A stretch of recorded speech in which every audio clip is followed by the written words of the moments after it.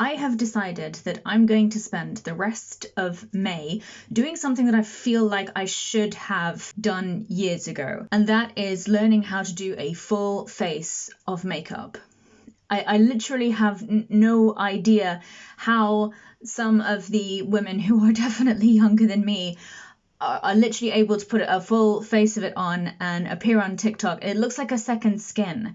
I don't know what they're doing, but I probably should start somewhere. So while I am going through this nonsense that I am bringing about for myself, this week I want to tell you about one of my most recent girl crushes, Hatshepsut. So Hatshepsut is often cited as one of the 6 most important figures of Egypt. I'm literally currently reading the directions for use for sponges. This is how not in the know I am. Well, here goes nothing. I think you put the foundation on first. That's what the name would kind of hint at. Oh my god, look at that colour. What the heck is that? Hatshepsut is the firstborn of Thutmose I, but of course she's a female.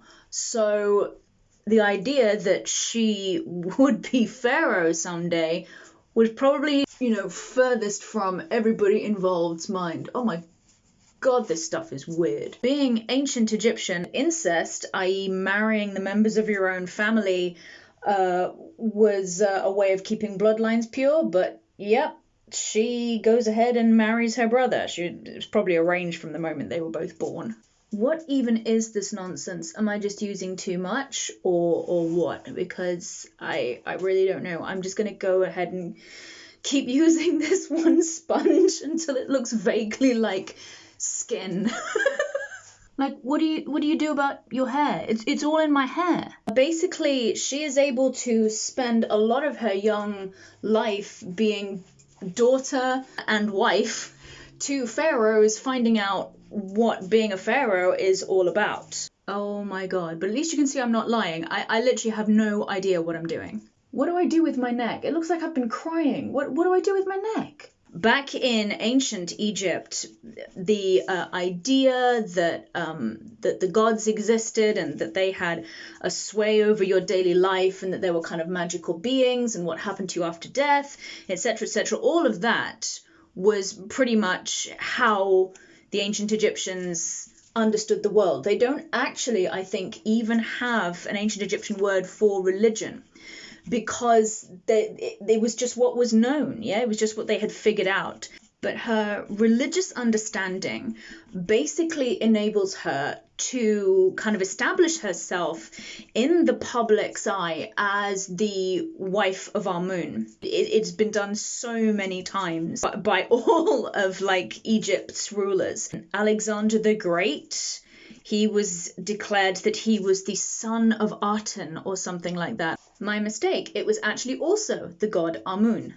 Cleopatra, I'm fairly certain, did the same. It might have been Isis, and obviously not the terrorist group, the actual original goddess Isis, wife of Osiris. Oh my god, this is a mess. Do I just keep going? I don't know what else to do. Hatshepsut's brother husband, Thutmose II, he passes away. They have had no male issue. The throne is about to go to Hatshepsut's 2-year-old nephew. Now, her 2-year-old nephew is named, very originally, Thutmose III. At this point, I think Hatshepsut basically went, I'm sorry guys, just hold the phone a minute. You're telling me that you're going to give the Egyptian throne to this kid who literally can't form proper sentences yet, somebody who has literally been watching and learning about what being a pharaoh is all about for 28 years. You're not going to let them be pharaoh, even though they have all the right bloodlines and everything. I'm sorry guys, just going to call it, this is a bit ridiculous. So she no doubt pulls a few strings. Yes, I'm still going with the powder. Essentially, she becomes the next pharaoh ruling jointly. But in practice, she ruled the roost and everybody fracking well knew it. Also, a reason why she might have been a bit peeved is because her nephew, Thutmose III, this 2-year-old, is actually her dead husband. His son with his secondary wife. And I have to say, no matter what the setup was, in that kind of situation, I'd be megally peeved and go, I'm sorry, I ain't having this crap. What are you talking about? I'm 28. This guy's 2. Go on, speak up for yourself. Why should you be Pharaoh? Yeah, thought so. Okay, I'm genuinely running out of powder, so I guess I'm just gonna admit defeat and move on. Hatshepsut is in no way, shape or form backwards about coming forwards, about considering herself quite rightly as the main pharaonic figure about this time, and she goes all with it. You know, all of the male regalia as well is not barred to her. She wears the Ket headcloth, you'll have seen that. She wears the kilt that you will have seen in so many hieroglyphs, and she even wears the little pharaonic beard, the long thing that comes down here. She didn't give a crap. She was like, have pharaohs before me done that? Well then, mate, so the chuff shall I. My main concern with my eyebrows now is that I know I'm going to use the wrong brush, but it's going to do the job, and you guys can just have a bit of a laugh while I try to use this thing. Some depictions of Hatshepsut do show off her femininity. Some were actually carved over to make her look more masculine, and there's no obvious definitive answer as to why this happened. It could have been that they wanted people to associate her more as a strong male leader, or it could have been that they didn't want people to think that there was a precedent. Then they could say to female pharaohs in the future, no, never happened before. What are you talking about? Hatshep who? Go away. She becomes pharaoh, and let me tell you guys, she slays it. About 9 years into her reign, she oversees this mission to the land of Punt. Thought, nobody is 100% sure. I love ancient Egypt for this thing. You've no idea where something is. It was just called this thing. But they believe that the land of Punt is actually modern-day Somalia. Yeah, they brought back these 31 myrrh trees. I'm not even kidding. It's supposed to have been the first time ever that people uprooted an entire tree and took them across lands. I would have loved to have seen what the people of Punt were thinking and doing when they're like, are those people taking our trees? What? Why are they do they need all 31 of them? They're taking the whole tree? Reusable lashes. Oh my god, help. Just for an extra laugh, I was looking for my eyelash adhesive, which I've used all of once, and I nearly ended up using bazooka on my eyelids. This is the part where I'm going to learn that I should have put them on last. That just looks like me with my normal mascara on. That seems a bit of a swizz.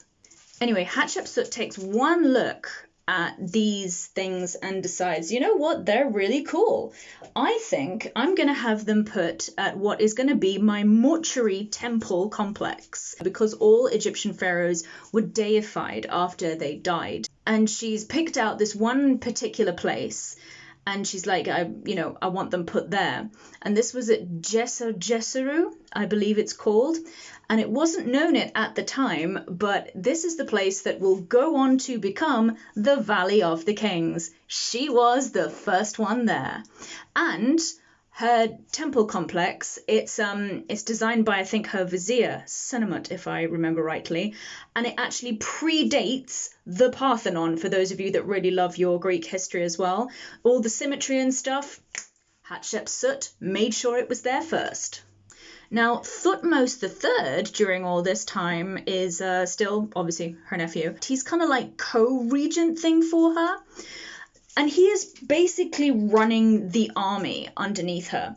Now, at any time, somebody who's basically in charge of the army could have at any point tried to stage a coup. But instead, he is 100% faithful. He doesn't stage anything.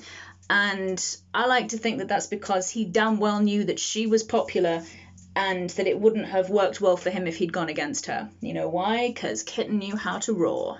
She commissioned hundreds of buildings all across the place, and she had so many statues made that there is, oh god, let me get it right, that there is one that can be put of her in just about every museum, every major museum in every country. There is one of her, even if you think that it's a guy. It's more than likely Hatshepsut. She had so much stuff made that loads of the pharaohs who came after her basically tried to pass all her work off as their own. Not a guy thing at all. Oh my god, contouring, this is where it really all falls apart. Does that look even? No, not really. And that's with my neck already in play. So she was the first to use ground frankincense as a resin coal for her eyes, i.e. she pretty much invented eyeliner. She had a mostly peaceful foreign policy, but she was not averse to going to war. She led campaigns into Nubia and also supposedly into Canaan as well. It's thought that she did actually have a daughter, that she had this girl Neferure before Thutmose II, her brother husband, before he died.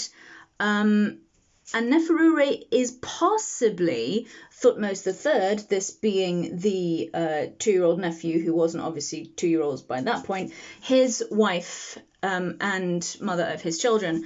But sadly, she kind of disappears very suddenly, so it's highly likely that she predeceased, she died before Hatshepsut. She dies aged 50. In the 22nd year of her reign.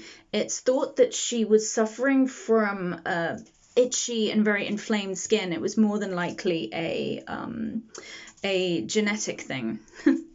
Thanks, incestuous parents. And in order to treat it, she used this particular lotion, but this lotion was carcinogenic. So while it may well have treated her skin, it ended up giving her bone cancer, and so she died aged 50. And if you want to end it on a purely male fragility note, Amenhotep II, which would have been Thutmose III. Thutmose III was the nephew. So his son basically looks at all the things that Hatshepsut had achieved in her life and was a bit like, nah, not having it. He tries to tear down everything that she had made that he could. He tries to erase her name from history, and he basically revokes all of his own queen's titles. I mean, if you don't think that male fragility exists, look at this story and then have a word with yourself. Seriously. Lastly, I quickly want to show you who we've been talking about. On this one, this is Hatshepsut's image. And then you look over here, and this is her actual mummy. I can't get over how happy she looks. She's pure like, yeah, I did my thing, bitches. And now she's got this big badass monument in the Valley of the Kings. It's like the biggest one there. And also Thutmose III, he built a temple complex right next to hers, and he specifically tried to make it huge. He wanted it to dominate and to, be much larger than Hatshepsut's. I don't know what he made his out of or whether he was able to actually build it, but Hatshepsut's is right there, towering over everything beautifully. And it might have been bigger, but no more, bitch. Thank you for hanging out with me while I did this. This has been an education. I mean, if nothing else, it has pretty much convinced me that I really need... thankfully, this is on its way out. I normally use it for my shows. This was the lightest one. There is nothing lighter than this, and it still made me look like I'd been out in the sun for too long. I hope you enjoyed watching me make an absolute wreck of my face and neck, and that you've learned something about Hatshepsut. Have a good day. Wait, I completely forgot about my lips. I don't normally wear lipstick, but I suppose I've got to with this. Ridiculous.